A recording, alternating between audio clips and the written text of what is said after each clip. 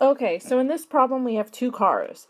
One car is traveling slower than the other. However, it says that the slower car, car 1, is going 50 miles per hour, and then an hour later the other car starts driving, and it's going faster though.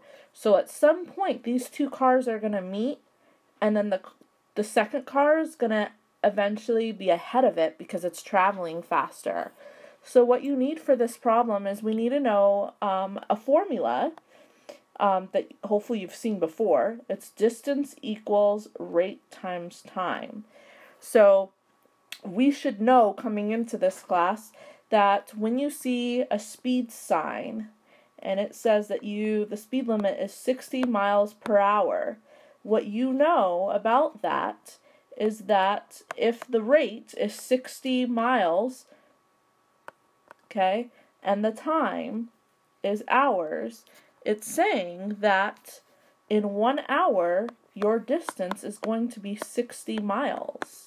So that's what a speed limit sign tells us, is it tells us the distance. You're going to go 60 miles every hour.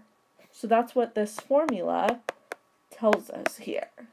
So again, if your speed limit is 40, in 1 hour, your distance is 40 miles. That's what that formula tells us. So if we go back to our problem here, it tells us that the distance, the speed of car 1 is 50 miles per hour, but we don't know how long it's traveling.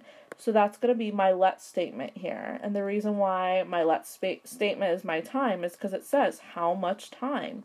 We don't know the time, so that's how I know what to have my variable represent. So I don't know the time.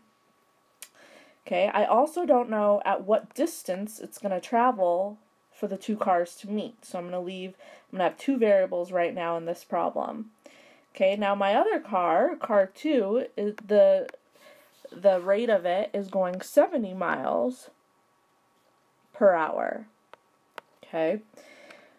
However, though, it says that 1 hour later this car starts. So the time for car 1 is traveling a whole hour more before this car here starts traveling. So car 1's time has an additional hour.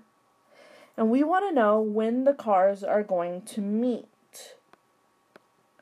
So, in other words, we want to know when will this car's distance equal this? So that means we have our equation here. So our equation is when will car 1, so there's car 1, when will it equal car 2? When will the distances, so this is the distance for car 1, this is the distance for car 2, when will they be the same? So we need to go ahead and solve this equation. And I'm going to move over, subtract the 50t.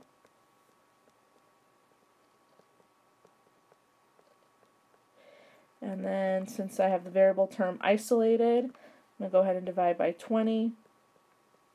And we have 50 divided by 20, which is 2.5. Okay, so if we go back to the original problem, it says how much time after the second car passes. So we got 2.5 hours, so that means the time of car 2 is 2.5 hours, so that is going to be our answer. But remember that car 1 is traveling an hour more. So in other words, your answer is 2.5 hours, but just to practice, that car 1 would be traveling 3.5 hours, whereas car 2 would be traveling 2.5 hours, and at that point they are going to meet. So it will take 2.5 hours for car 2 to meet car 1 and finally overtake it. So after car 1 has traveled 3.5 hours and car 2 has traveled 2.5 hours.